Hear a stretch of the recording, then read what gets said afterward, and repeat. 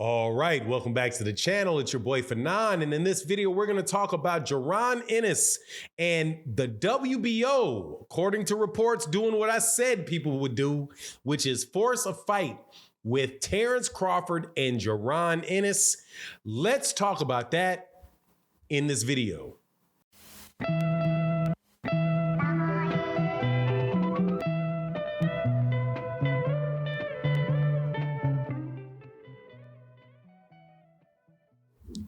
All right, welcome back to the channel. It's your boy Fanon, and in this video, we're going to be in the 147-pound division.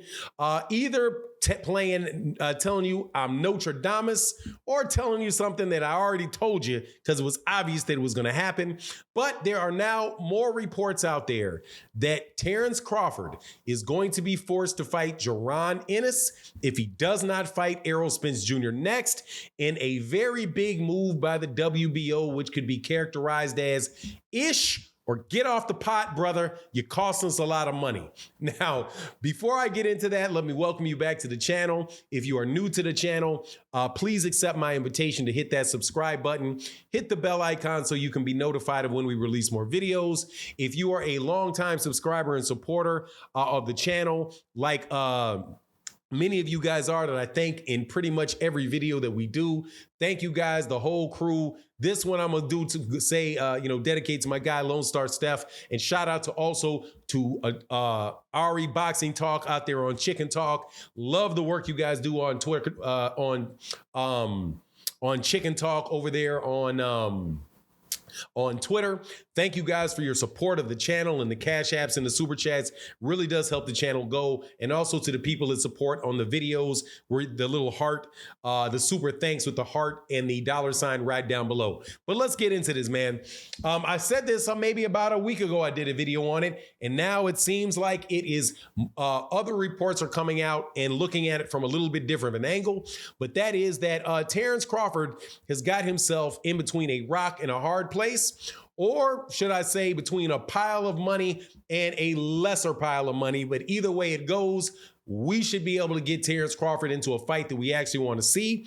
And if he doesn't do that, he's going to have to drop the belt, which is a situation that we're going to get to see a fight that we want to see any way you cut it. So what am I talking about? WBO is, Terence Crawford is the WBO world champion, and he has a special designation called the WBO Super WBO champion. And what that means is that he has a longer period of time that we're between him being forced to take mandatories in the weight class that he's champion in specifically 18 months, where if he was a regular just a normal WBO champion, say like Jamel Charlo is at 160 pounds, or Devin Haney is at 135 pounds, he would get a mandatory named every 12 months. So the mandatory period for Errol Spence Jr., for Terence Crawford, will be up in May. And at that point in time, the WBO has the ability to order a mandatory for him. That mandatory, provided Jaron Ennis does not lose in his next fight, will be Jaron Boots Ennis. So the WBO will be putting Terence Crawford in this position. He will either have to do a unification fight, and the only unification fight that he has is the one with Errol Spence Jr., or he will have to defend his mandatory. The mandatory will be Jaron Ennis. Now, why do I say that and I've said this before, but why would Jaron Ennis be the mandatory? He is currently the number 2 rated fighter in the WBO. The number 1 rated fighter in the WBO is a fighter out of Dallas, Texas, that goes by the name of Virgil Ortiz.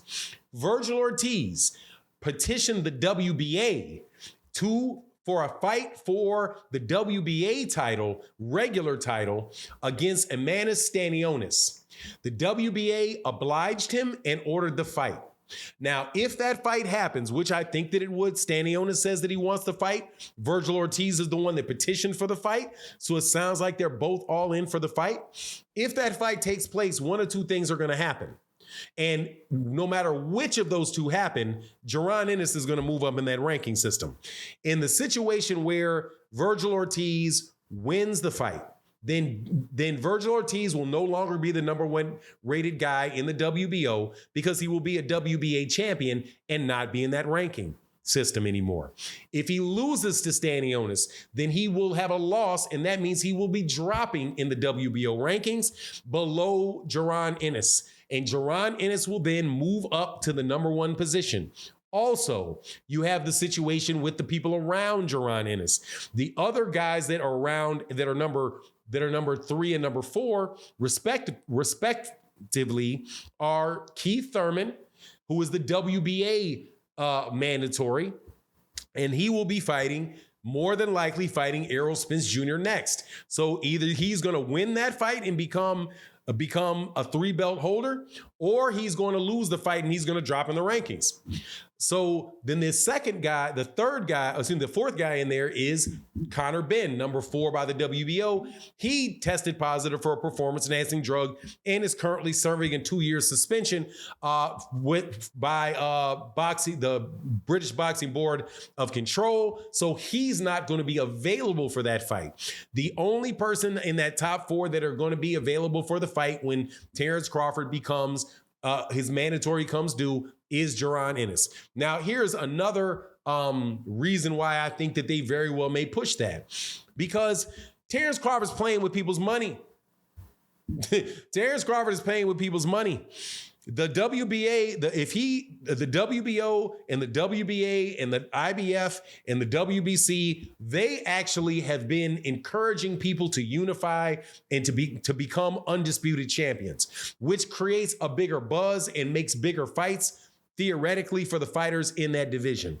If Errol Spence Jr. and Terence Crawford are fighting, that's bigger purses, that's bigger money for that fight, and therefore a bigger possibility for money earnings for the sanctioning bodies involved. Now, I know that there are people who are going to say, well, Terence Crawford is making $10 million for the fight with David Avanation. I don't believe it, but even if it's true, that still is one fight. And what about the big fights coming up? What about the next ones? And both purses, and by the way, both people are paying sanctioning fees to those particular, my understanding is that they're both paying sanctioning fees, so they will get paid off the combination of the persons involved. And so he's kind of playing with people's money. He's also broke up a situation where there are a lot of fight fans that were really excited for the fight, and he ducked off and fought against the number 6 guy. More than likely, they're not going to be, too encouraged by that over time, and are going to want to make that fight. So, but anyway, that's my understanding of what the WBO is doing based on other reports that have come out. Can't verify them or not, but just the way you see the situations playing themselves out and lining up, it's going to be Terence Crawford is going to be, in a hard place, and actually it's kind of funny because Bernie the Boxer talked about the hard route Errol Spence Jr. was going to have because of his mandatories, clearly referring to the fact that he's going to have to fight Jaron Ennis. But the way things panned out, that the harder route may be Terence Crawford's, because Errol is going to have to fight Keith Thurman, which is I think on paper is a less difficult fight than Jaron Ennis, and Virgil Ortiz or Stanionis, which also on paper is a less dangerous fight than Jaron Ennis, while Terence is going to get this Avancian fight and either have to fight Errol under Errol's terms more than likely, or go get that fight against a Jaron Ennis or drop the belt. But anyway, that's my take on the matter. You let me know what you think in the comment section. And with that, I'm out. Deuces.